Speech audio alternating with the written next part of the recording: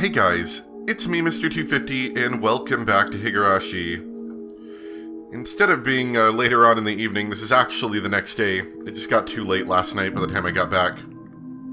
And on another interesting note, my headphones have stopped working. They've crashed effectively, which is weird to say, but these are some wireless headphones, and they've done this to me once before where they just stop responding and they don't connect. And the only thing I can do is wait for the LEDs on them to wear the battery down, and the battery dies. That's gonna take like 6 hours. So for now, I've got a pair of just cheap headphones, a little wireless a little earbud set, and we're gonna finish off the recording with that. So I may need to take a break to turn down the volume if it gets loud, because these ones don't have inline volume controls. Anyway. So, we last left off with Rina running into her good old friend having a playdate, and, I don't know, Rina being terrified, I think? Or trying to fight back, but she's stuck in a car, so it sounds a little less frightening. So anyway, that laughter gradually disappeared into the darkness. It disappeared into the darkness as well. I was the only one left there. I'm forsaken, and they don't care if I disappear. They told me I should struggle as much as I want, because it doesn't matter anyway. They already have a replacement. They don't need me in their Hinamizawa anymore, because my intuition is too sharp. When I realized that, I noticed that this garbage dump is a perfect grave for me. Then I realized that this place wouldn't work as a hideout anymore. I'd better start packing and move somewhere else. It told me to struggle as much as I want. I'm going to do just that, dang it, dang it! I have to get ready to move out from here. I'm going to put everything back into my backpack. I have to leave here as soon as possible.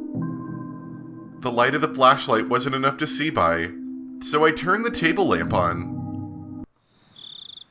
Yeah, that's a little loud. Hold on.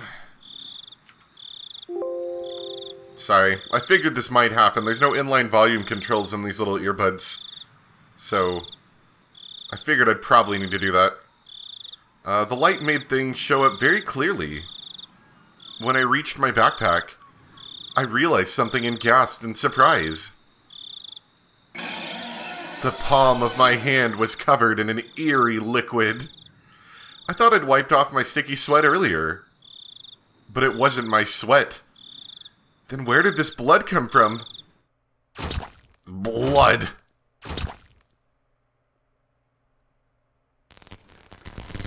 Ugh. I don't know if I like this audio track.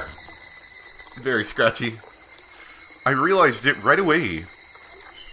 I was scratching the mosquito bites on my neck earlier, and I scratched them until they bled.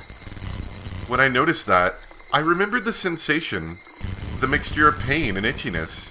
I felt something moving near the wound on my neck, so I scratched it again to get rid of whatever it was. My hand got sticky and wet with blood again. I can't see what the things are because I don't have a mirror, but I know. They're already spreading throughout my entire body, causing the itchiness on my arms and the back of my knees. If I'd never experienced this before, I think I'd got bitten by a bad bug or something. But unfortunately, I already know what's causing this itchiness.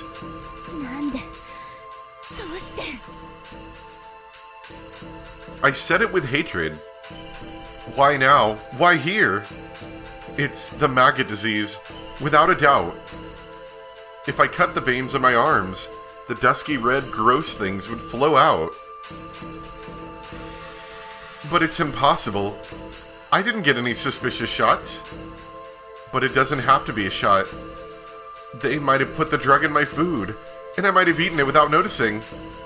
I don't think they put it in the food at my house. But I used to share lunch with my friends at school. Back when I, went to school. They might have put it in the lunches. That Rika who visited me earlier was shining the flashlight on me. So she knew that I was scratching my neck so hard it bled. Nevertheless, she acted like there was nothing wrong, and she told me that I wouldn't last long. Now I know why she was laughing at me in a sarcastic way. She knew that I wouldn't have much time left. It itches very badly, but I can't scratch. The more I scratch, the itchier it gets. And I'm not going to do the same thing Tomitake-san did. Dang it, dang it, dang it! The itchiness might not be temporary. It might actually get worse. I don't know if it's going to stop soon, or if it's going to last until I die from it. I don't know anything anymore. I just have to endure the itchiness. I wiped the blood on my neck with a towel, clenched my teeth, and tried to erase the desire to scratch my neck. The wound was throbbing. I wanted to scratch it so badly, but I couldn't do that. I fought back the desire, biting the end of the towel. I scratched other parts of my body really hard in order to forget about the itchiness on my neck, but it didn't really work.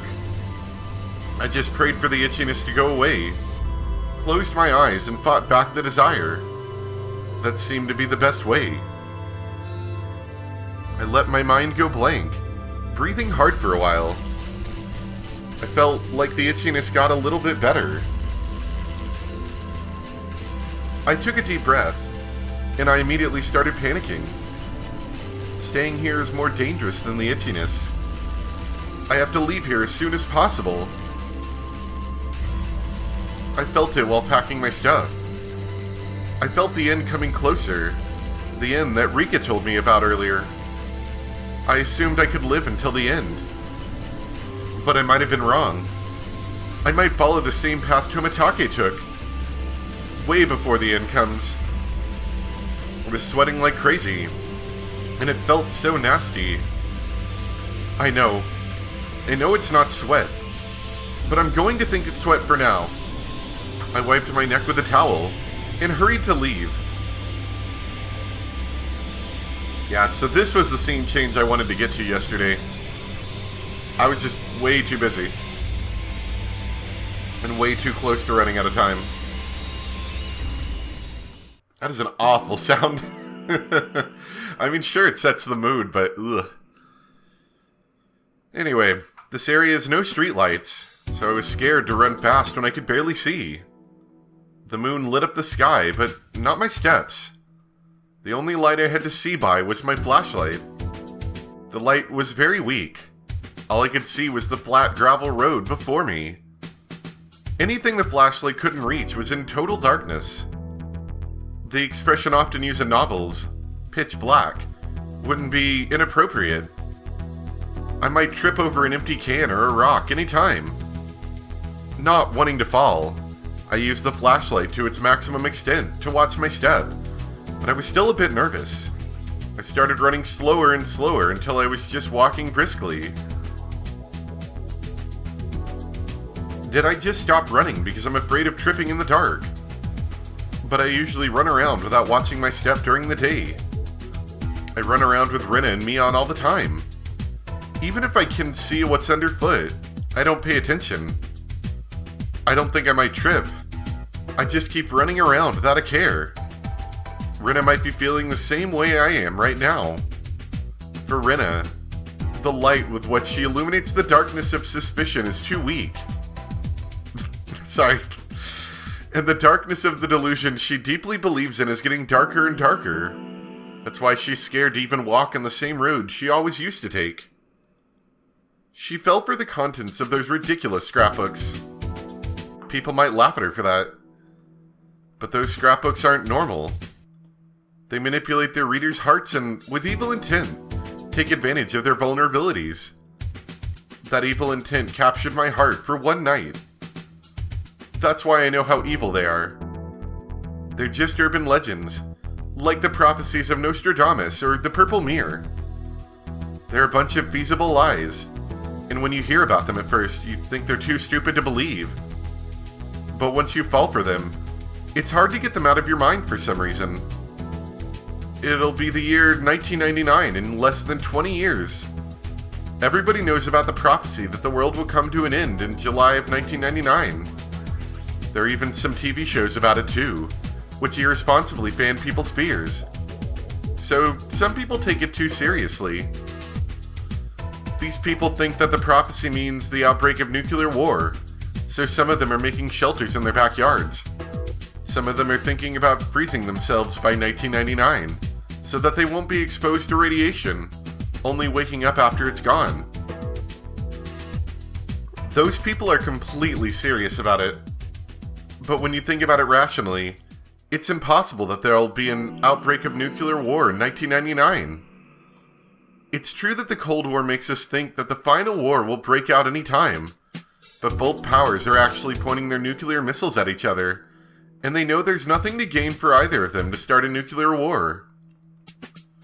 The Soviets might still do it. The Soviets would destroy the world if that meant eradicating liberalism. But that delusion that the Soviets might do it could be neatly swapped for the way Takano-san uses the Sonozaki family in her scrapbooks. When people create a large-scale delusion like the prophecies above, they always use an incomprehensibly unknown enemy, such as the Soviet Union, Nazi Germany, or aliens. And they say something like, you never know, they might do things like that, to try and increase the credibility of their delusions without any evidence whatsoever. What did Takano-san know about the Sonozaki family? Nothing. All she did was use the history of Onigafuchi and say that the Sonozaki family is still working behind the scenes, plotting a horrifying conspiracy. It's just like one of those large-scale prophecies. It's nothing but a stupid story.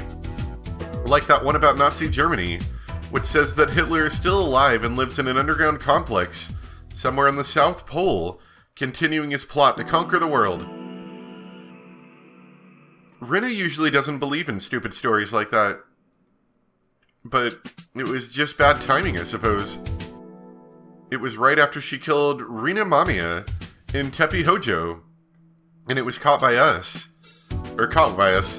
She was in a state of panic when she heard the story. We were waiting for her to recover from the shock.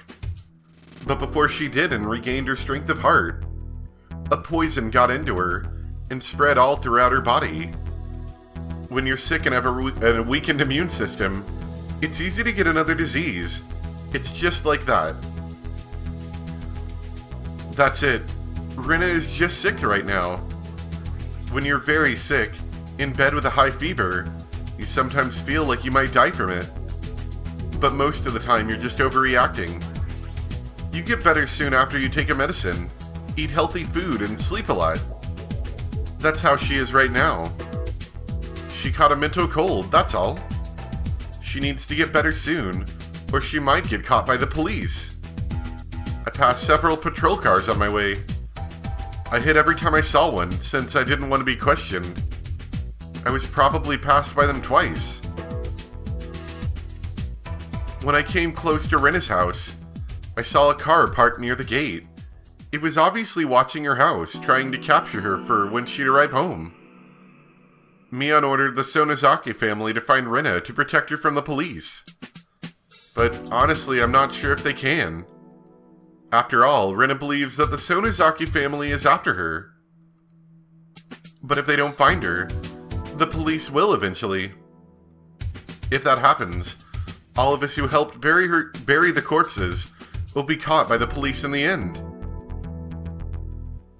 I don't know how or why the police came to suspect her. I think they only have some circumstantial evidence. I don't think they know she did it for sure. But since they're looking everywhere for her now, they must have some kind of reliable evidence. Rina, come on. You don't have time to play around with Takano-san's scrapbooks right now. The police are after you. It was so dark that I couldn't be sure if she was down there. But I made up my mind and headed down the slope, carefully shining my flashlight to light my way. I wanted to loudly call out Rena's name, but there might be some policemen nearby looking for her. I walked around a trash pile, and then I saw a light. It was Rena's. I ran towards her hideout, kicking aside the trash in my way. Rina was standing right in front of her hideout, holding a hatchet. That sounds dangerous. I couldn't blame her. She must have noticed all the noise I'd made, coming down the slope. レナ、俺だ。今度はケイイチ君。今夜はいろんな人が来る夜だね。俺以外にも誰かいるのか？ I shone my flashlight around, but I didn't see anybody else. この場所はもう安全じゃないんで、今から場所を変えるところなの。ケイイチ君にも知られたくないから、ついてこないで。レナ、お前どうしたんだよ。その怪我、血だらけじゃないか。It's nothing, もう落ち Keiichi. 着いたから大丈夫だ。大丈夫。もっとも、いつぶり返すかわからないけどね。Rina's neck was all red. It looked like she had some kind of skin disease on her neck. She probably couldn't bear the itchiness and scratched at it really hard. タオルで拭いただけじゃダメだろ。とりあえず家へ来いよ。ちゃんと消毒した方がいいぞ。傷口は大したことないよ。それに、これは傷によるものじゃない。I don't know, that definitely looks like an injury to もう me. 手遅れだし。手遅れ？どういうことだよ。富武さんを死に導いた何かを、私もいつの間にか服毒させられてるみたいなの。注射なんて物騒な方法じゃない。多分それは弁当のおかずに混ぜられてたの。覚えてる？先日みーちゃんが卵焼きを一人一個ずつ分けてくれたよね。あの時にやられたんだと思う。遅効性なところがうまいよね。くそ。Rina kicked the dirt with hatred. She was almost literally kicking Mion's goodwill to the curb. おいレナ、お前本気でミオンがそんなことすると思ってるのか？ Rina looked stunned, and she stared straight at me. I noticed the slight accusation in her eyes. I can tell by looking into her eyes that she wants to say, "What are you talking about? I already told you that the Sonozaki family is the mastermind behind the conspiracy." 第一よ、あの日の卵焼き、ミオンは一人に一つずつなんか分けてないだろ。Mion cut her omelet into 5 pieces, and she told us to take one if we wanted. Rina took the end piece of the omelet before anyone else took one. She said it looked cute and ate it right there. 違うよ。みーちゃんは毒が入ってた卵焼きを私にわざと食べさせようとしたんだよ。レナ、都合よく記憶を書き換えるなよ。タッパーの蓋の上にこうちょんちょんと5つ並べたんじゃないか。This is kind of further evidence to me that we can't really trust Rina. Because Keiichi is sort of explaining a different side of the conversation here that I believe is probably the truth. Whereas Rina's twisting her reality to kind of suit her will. 並 Or べてない suit her よ。 thoughts anyway. 一人に一つずつ配った。そんなこと今までにあったか？俺たちは互いの弁当箱を好きにつつくバイキング形式だぜ。これは誰の分なんてお上品に分けっこしたことなんて一度もねえじゃねえか。She looked at me with that accusation in her eyes. To Rina, everything that comes out of my mouth must sound like a lie. To her, it's a fact that she was poisoned. She knows for sure that the drug was in the omelet. That's why she's contradicting me, because I'm saying something different. I didn't come here to make her mad. I realized that disagreeing would only escalate her anger, so I decided not to. それよりさ、ここはもう安全な場所じゃないってどこへ行くつもりだよ。さあね、適当に探すよ。寝るところなんて想像見つからねえだろ。俺の家に来いよ。ありがたいけど辞退するね。園崎家の手先が村中を探し回ってる。圭一君が裏切って私を売るとは思いたくないけど、かばいきれるとも思えない。園崎家の手先が探し回ってるってのは逆だぞ。警察がレナを探し回ってるんだ。なんで？大石さんは味方だし、私のことは放っておくように言ってある。私を探すなんてありえないよ。多分リナと鉄平を殺したことがどこかで漏れたんじゃないかと思う。ああ、そういうことか。I was relieved that we were finally on the same page, but I realized I was wrong right away when she laughed in self-derision. どうして警察があの殺しのことを感づいたかわかる？いや、わかるわけないだろう。Nobody saw her killing them. Nobody saw us burying the corpses. We buried them deep in the mountains and we camouflaged the spot perfectly. Plus, Mion moved them to a secret place afterwards. So it's impossible that the corpses would be found. 今日の夕方ね。私、あの二人の死体を埋めた場所に戻ったの。そしたら。That didn't sound good. Of course. Rena has no idea that Mion took care of the corpses. She'd think the corpses were still buried there. なかったの、死体が。誰かが掘り返して死体を持ち去った。いや、レナ、それは、あんな場所、誰かが偶然掘り返すわけもない。それに、あの場所は私が決めた。だからあの場所に埋まっていることは、あの場に居合わせた人間しか知らない。そうだ。だからそれは。誰がやったかは分かってる。みーちゃんだよ。私が警察と結託することがないよう、保険が欲しかったに違いない。園崎家に探させるだけじゃなく、警察にも探させるとはね。連中もなりふり構ってられないってことか。ミオンがそんなことするわけねえだろ。したんだよ。みーちゃんが私を撃った。いや、しねえな。ミオンも俺たちもみんな仲間だぞ。たとえ世界が全部敵になったとしたって仲間は最後まで味方なんだ。だからミオンがレナを売ることなんて、海水が全部蒸発するような天変地異があったって絶対にありえない。みーちゃんの肩をどうして持つの？逆だろ。なんでミオンをそこまで疑うんだよ。そんなのは決まってるでしょ。ミオさんの暴いた致命的な事実は信者たちの偉大な計画の実現。黙れ黙れ。ちょっと言葉がきつかったな。いいか、あの死体がなくなっていたのは確かにミオンが掘り返したからだ。やっぱりそうじゃない。終わりまで聞けよ。いいか、ミオンが死体を掘り返したのはあの埋めた場所が安全じゃないことが分かったからなんだ。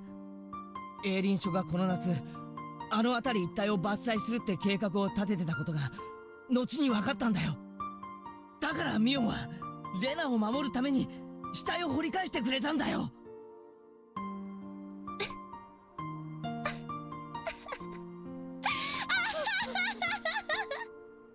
The madness has taken over. Rena laughed at me like I was stupid or something.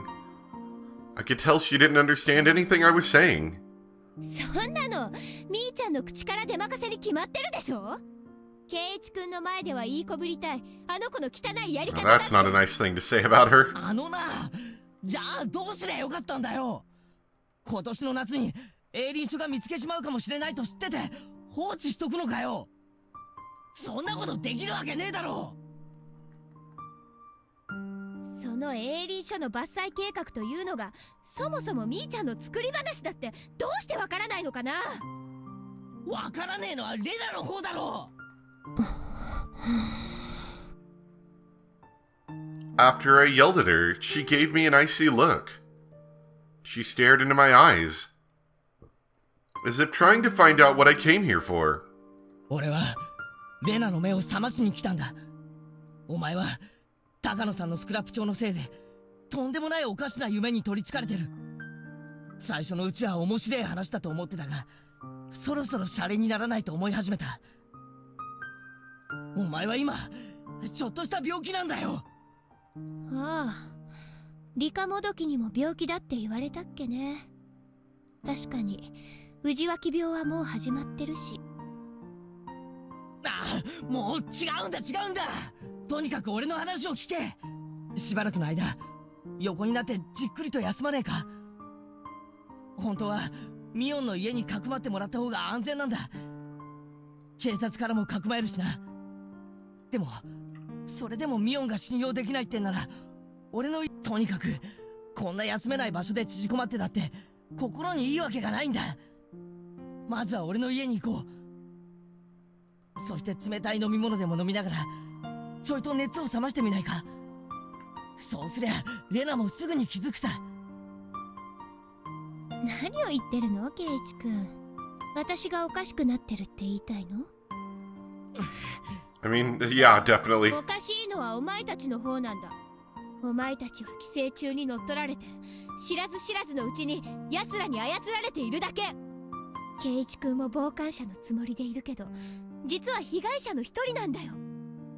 それに気づけないのが彼。それを私は責めない。私がきっとケイチ君たちを救ってあげるから、今は私を信じていて。おかしいのはお前たちの方って。じゃあレナは村が丸ごとおかしくて More or less, yes. 自分だけが正しいっていうのかよ。ひなみ沢だけじゃないかもしれないね。もはや奴らの魔種は獅子骨市全域、 Guess we'll just have to gas the whole 県内全 place. 域にまで及んでいるかもしれない。でも私だけは正しいの。ミオさんのスクラップのおかげでそれに気づけた。